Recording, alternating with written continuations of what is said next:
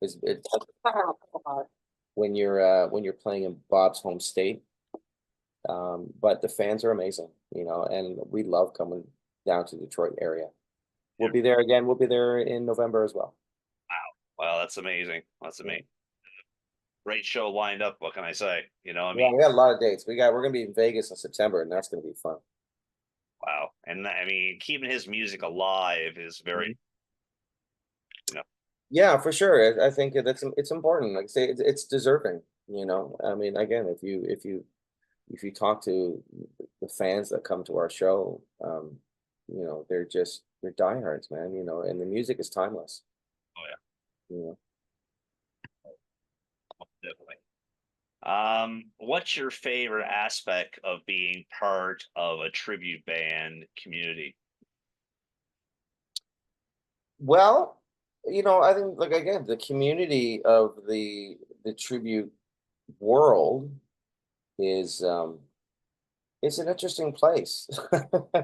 You've got genuine fans of the music. There's some incredible musicians out there. You watch some of the guys that do the Queen shows and all of them just there's some killer players out there, and we're all fans. We're all fans, and there's there's a nice kind of camaraderie, I think, when you kind of out on the road and you kind of see some other guys and that are they're doing it as well. We're all kind of out there in the trenches doing it, and we all deserve to be there.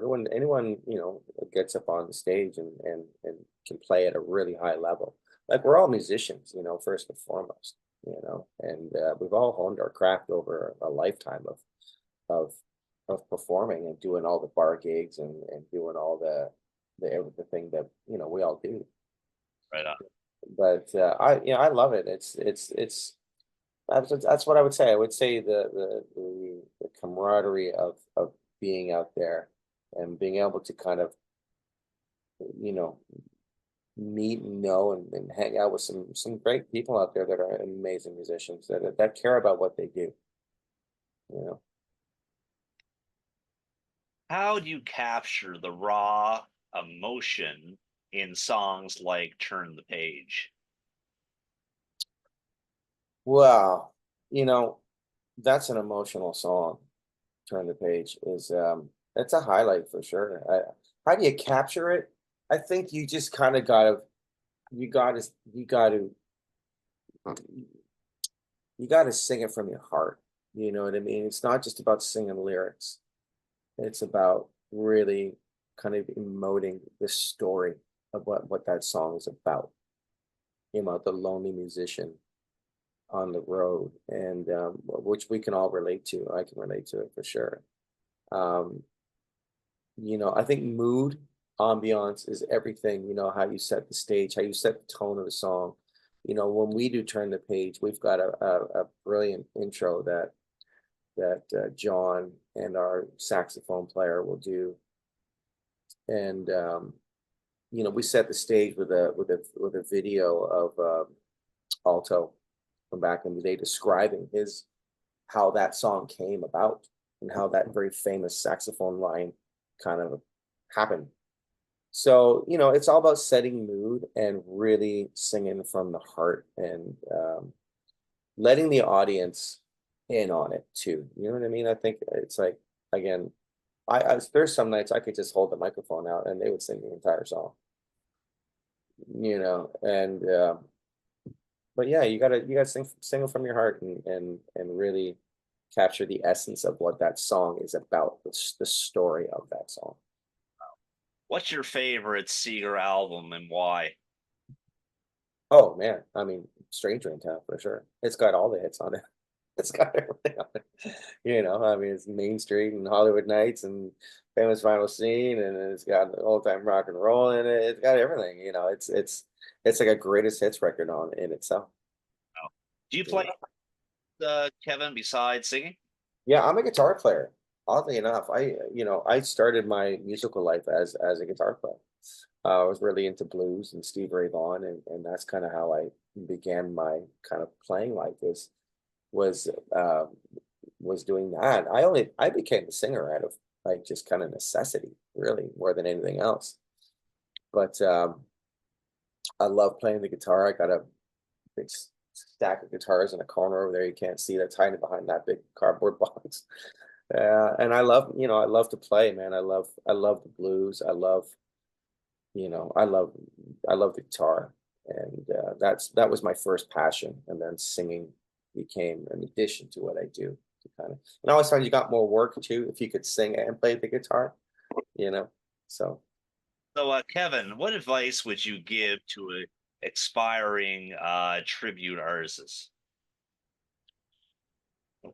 I would anyone getting into this, traveling circus that we call rock and roll, I would say, pour your heart into it.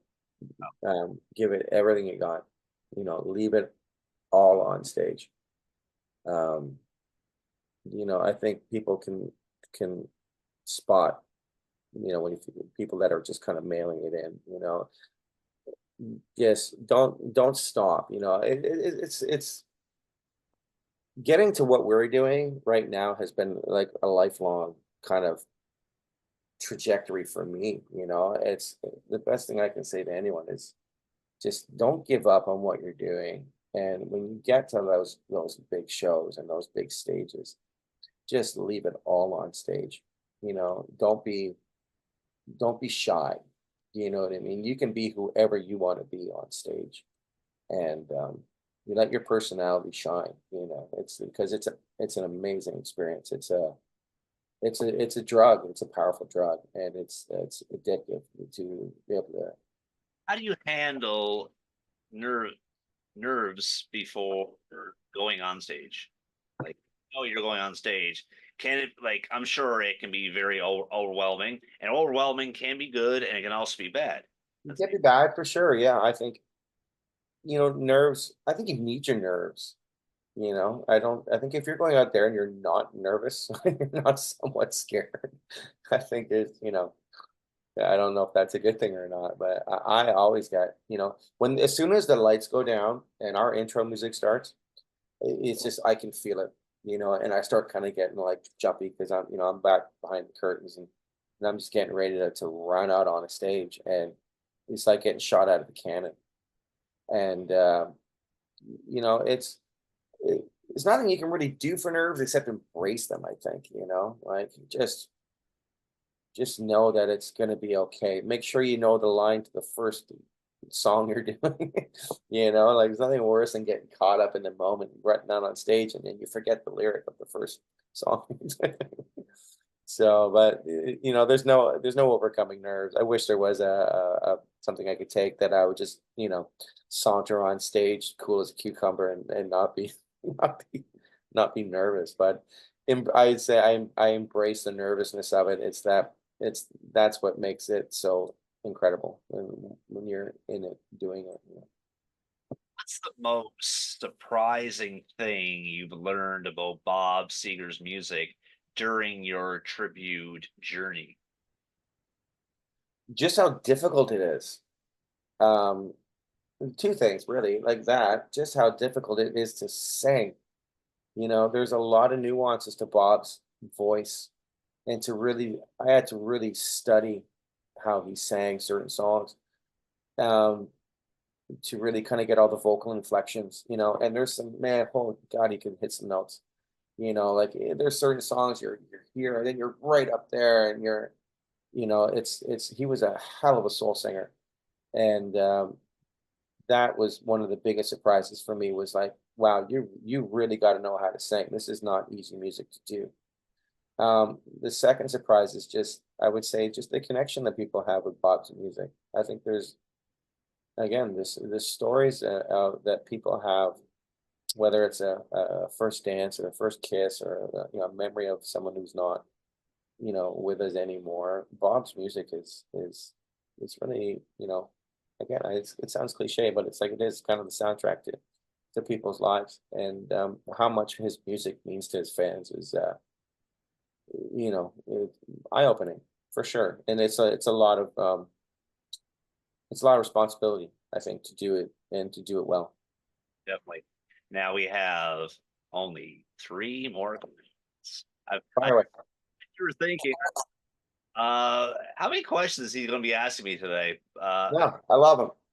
Okay, awesome. Hope we don't run out of time. We'll do the rapid fire. We're on.